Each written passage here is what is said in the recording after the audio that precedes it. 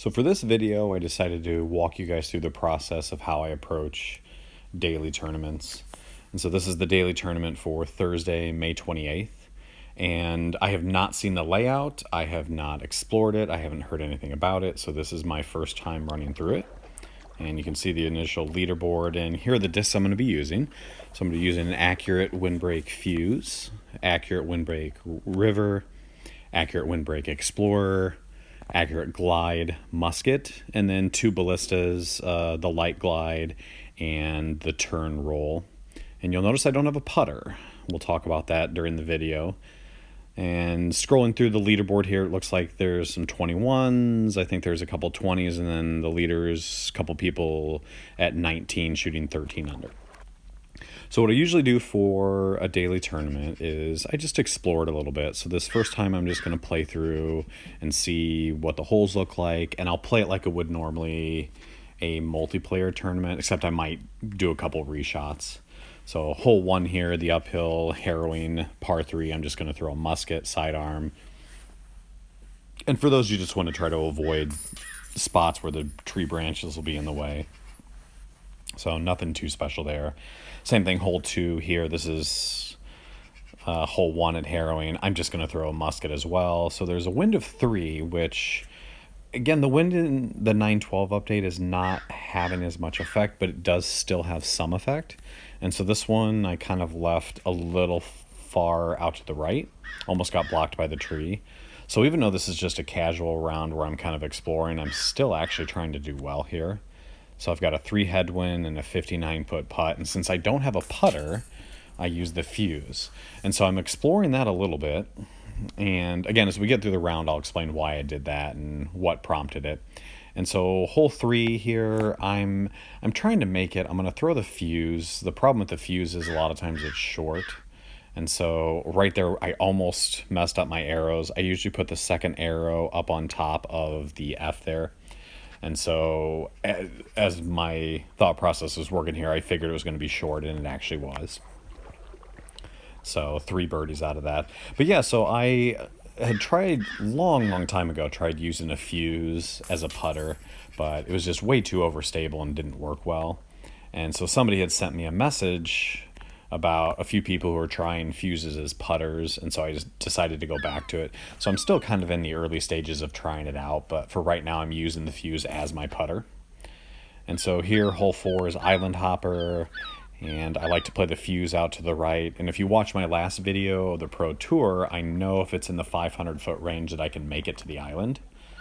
And so here I put a little bit of hyzer on it, trying to make it there, and I think I put a little bit too much hyzer on it. And so right there, clipped the water, and I mean barely stayed in. I thought for sure that was out of bounds, but definitely too much hyzer. And so just a little fuse throw-in shot. I left it a little high, but it still went in, so no big deal on that one. So up to this point, I'm thinking probably need to ace one of the first few holes, and then probably eagle number 4. And then this Mando hole, I used to use a fuse in the older versions, and I used a fuse there, turned out pretty well. I got a tap in, but the fuse is such a straight disc, you have to be careful depending on the wind. And the wind doesn't have a huge effect, but it can really push that out in the water.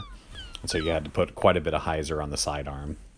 And then hole 6 here, this is another one I'd like to ace, but I haven't really gone through and tweaked where my aim point is. So this one I'm just taking my best guess and throwing it out there. And so I missed a little low and a little bright.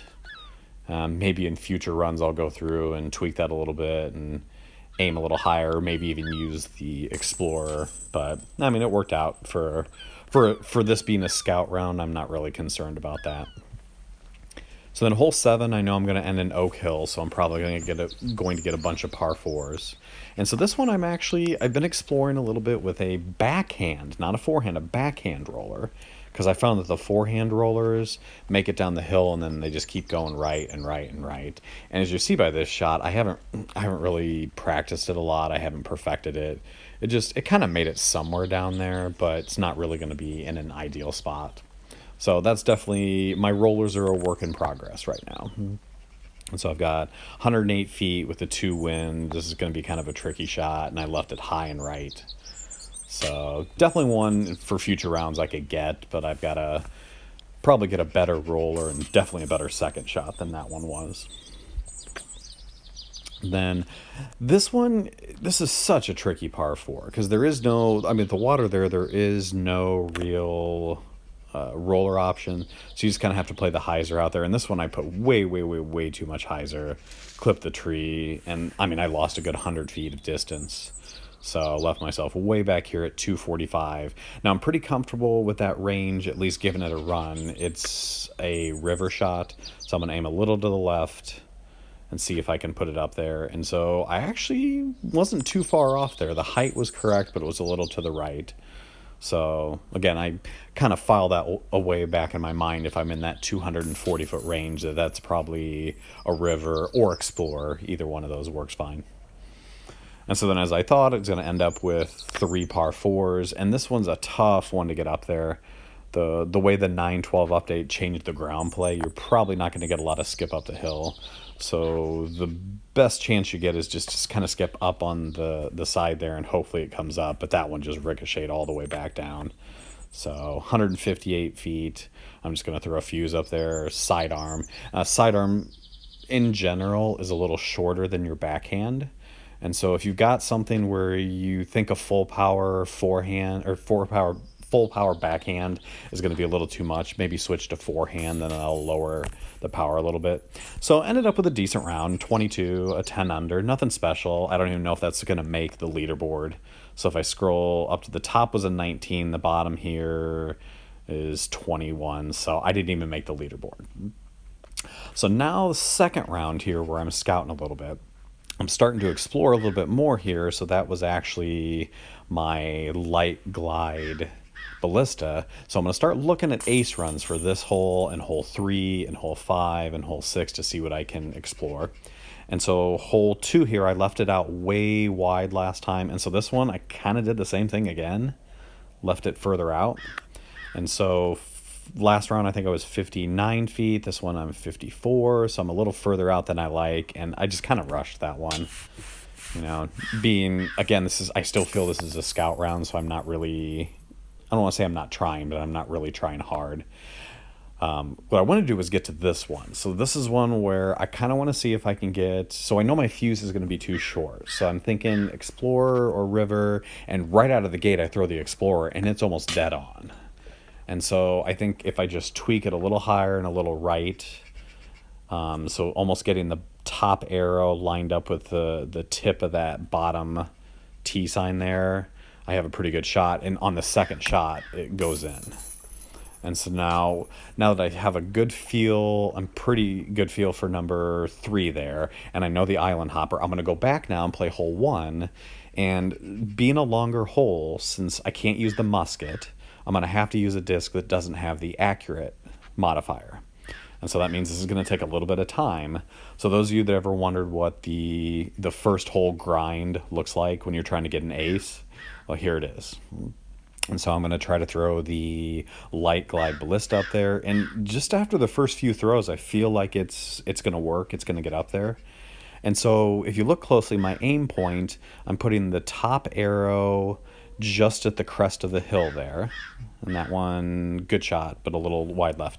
And there's also a rock you'll see if you look closely up on the hill there. So I'm aiming just to the right of the rock and pointed right at the top of the hill. And I'm just trying to see what I can do to get that first shot at least close. Now what I'm really aiming for is I'm not necessarily trying to get the ace. I mean, I'd love to get the ace early, but what I'm really trying to do is get the height dialed in. So if I miss left or I miss right, but it's the correct height, then I can make little adjustments side to side. That's not a problem. But you really want to make sure that you're not missing high and you're not missing low. So as I start to tweak this a little bit, again, I'm just ever so slightly making adjustments. Now on this one, I just wanted to break, so I decided to try to throw it in off the tree. And that'd be kind of cool if I could ricochet it off that branch. I've done that a lot, but didn't do it. So just reboot. And so if I can get it just a little left or just a little right, I know the side-to-side changes are going to be easier. So on these next few shots, you'll notice the arrow, instead of pointing at the rock, that one was getting a little closer, I start scooching that arrow a little bit closer to the basket. So that one is even further. I'm almost all the way over to the basket. And what I noticed was aiming at the top of the hill wasn't getting where I needed to. Now, that one was really close. On that one, what I've decided to start doing is aiming a little closer to the basket, but instead of playing a straight hyzer, is putting just a tiny flex. So each of the past 2 shots and every one from now on, you'll notice that my shot, that was really good, is I'm just putting a little turn. So watch as I draw the arrow down, I go a little to the right, down, and then a little to the right, just to put that little flex on it. And sometimes it kicks it too far to the left, but I'm hoping that'll give me that little extra distance. And so my aim point is slightly changed a little lower, and I'm putting that little turn on it just to see if I can get it up there. So I'm going to keep doing this because I have a pretty good idea that that's going to get me up there at some point. And at this point in the video, I think someone had messaged me and I wanted to cut it out. So you'll notice there's a clip. Nah, not on this one. You notice there's a clip I cut out. I kind of cut out 5 seconds. You didn't miss anything, but you'll see a little glitch coming up here shortly. So that one I thought was really online, but it was going to fade a little right. And one of these coming up, I think I put it directly under the basket. And that's when you'll notice the video kind of skips a little bit. I think it's this one. Boom. So that one tells me I'm almost dialed in. See how it kind of transitioned there.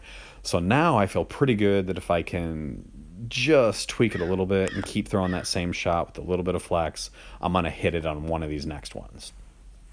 And honestly, sometimes you get it. It takes 5, 10, 20. Sometimes it takes you 100 shots before you finally get that shot that really just smashes the chains. And so that one was online, but a little low. So now I'm going to adjust my aim point just a little higher. And if you don't like this, this is what the grind is. You're just trying to find that perfect line to get it where it just smashes chains. And then when it finally does like that, you realize the time was worth it. So now that I've got that, now again, I haven't perfected holes 5 and 6, but if I get an ace on the first one, I'm just going to go ahead and run through it and see what happens. So on hole 2 here, you'll notice I kind of switched my aim point a little bit, and now I'm 40 feet out, which means I can putt it. Even with the fuse. The fuse putt's just as straight as the pures, but I didn't want to leave myself 55 or 59 like I had done before. Okay, so now back to this guy. So notice my aim point, the bottom arrows at that bottom tip, and I'm going to throw the Explorer, and sometimes you get it, sometimes you don't. Bam! So luckily on this one, I was able to ace the first one, and I was able to ace that. So now I'm thinking to myself, I have a legit shot to have a decent round. So I'm going to go ahead. I'm still going to be aggressive. But the only downside to this, I'm going to play the first island. The only downside is I haven't really dialed in holes 5 and 6. So I don't know what my ace runs are going to look like on those. So this one, when I played it in the first scout round, I over-hyzered it. And it almost went out of bounds. So this one I adjusted, and it just made it over. And if you watched the last video, I rolled in for a tap in, but I mean, what's probably going to be 25 or 30, yeah, 30 feet. I mean, you can't argue with a 30-foot eagle putt on Island Hopper. And so now that's 3 eagles, so that puts me at 12 under. I'm still going to need an eagle somewhere, either an ace on hole 5. Now this one, I'm not going to lie, I'm not trying to ace this. I'm just trying to hyzer the fuse up there. If I'm lucky, get a nice tap in, which I did. That's, I think, 2 I got on that. Now, in hindsight, I really wish I would have gone through and figured out what the aim point is for hole 6 here, because it would have been nice to at least give this one a run. And I missed low and right before, so I aimed a little higher and a little more left. So I'm throwing the river, and it was closer, but it just really didn't have a shot. So for future rounds, if I really wanted to improve it, that's holes 5 and 6 are probably the ones where I can go back and start looking at what would be a better aim point. So now I've got Oak Hill. I've got 7, 8, and 9. I've got if I eagle one of these, I'll be sitting at 13 under. And so this one, I try that roller again. And the last time I ended up 100 feet, this one was even worse. So I don't want to say don't try this at home because maybe it works, but that just sucked. So at this point, I'm just thinking don't roll away. And I don't have a putter right now, so my job here is just get this as close as possible. And I've thrown this shot with a fuse where it goes 100 feet long. So I'm just going to do about a half power approach, let it slide up, and that's perfect. Just get the birdie and get out. So now neither of these last 2 holes is really ideal for eagles. The hole 8 here, this is 600 plus, and this is not an easy one to eagle. Now, I put it on too much hyzer and clipped the tree last time, so I just tweaked it a little bit. Now, there's a little valley right there that if you land a little further to the right, it just chews up the disc and you get no skip whatsoever. So I'm pretty happy with a 172-foot shot here, and I know this is probably going to be a sidearm fuse, because that lowers the power a little bit. So I'm giving this a run, and about mid-flight, I really thought there was a good chance of that going in, and it just missed high. So I'm going to kind of file that in the back of my mind now, knowing that anything in that 170-foot range is probably going to be a sidearm fuse that I can use later. And so going into 9, I know I'm probably going to get a 12 under. I'm okay with that. Again, this is only the second scout round, so the fact that I already have a shot a round that's going to be one shot off the lead, I'm good. And I'm hoping to give myself a shot here, but it rolls up the hill and then hits a rock and then rolls and rolls and rolls. Keep going. And so at this point, I'm hoping I'm not too far out. So when I saw the distance here, 152 feet, uphill, that's pretty much the same shot as the last one, 170 flat. And so I'm going to go ahead and throw that sidearm fuse. And about mid-flight, I started getting excited. And when that dropped, I was stoked, because I was not expecting to get that. And so hitting that clutch shot put me at minus 13. And so the leaderboard, if we look, is we've got D-Bargs and Caddyshack are both sitting at 13 under. And so I'm pretty confident that that's not going to hold. Like, someone's going to drop a 14. But there's plenty of opportunities there for improvement. Like, I could possibly get another one of those par 4s at the end, or if I go back, and I probably wouldn't try to ace run number 5, the Mando hole, but hole number 6 over the water, that's definitely one where I can see possibly getting an ace. But pairing that together with a hole 1 ace and a hole 3 ace, I'm thinking minus 14 is going to be the winning score, if minus 13 doesn't hold. So hopefully you enjoyed this, and trust me when I say the process of doing these daily tournaments is usually not that quick. Like, that was pretty lucky that it took me 15-20 minutes to actually get a tied for first score. So most of the time it takes a little bit longer than that, but if you're willing to put in the time to try to find those grind hole 1 ace lines, it's definitely worth it. So my advice is play through these rounds one time just to get a feel for the holes. The second time, if there are any par 3s, see if you can dial in an ace shot. And then third time through, just basically pick every hole par 3 you can and just run every single one of them, because you never know which ones are going to stick. So hopefully you enjoyed it, and I'll be back with more content later.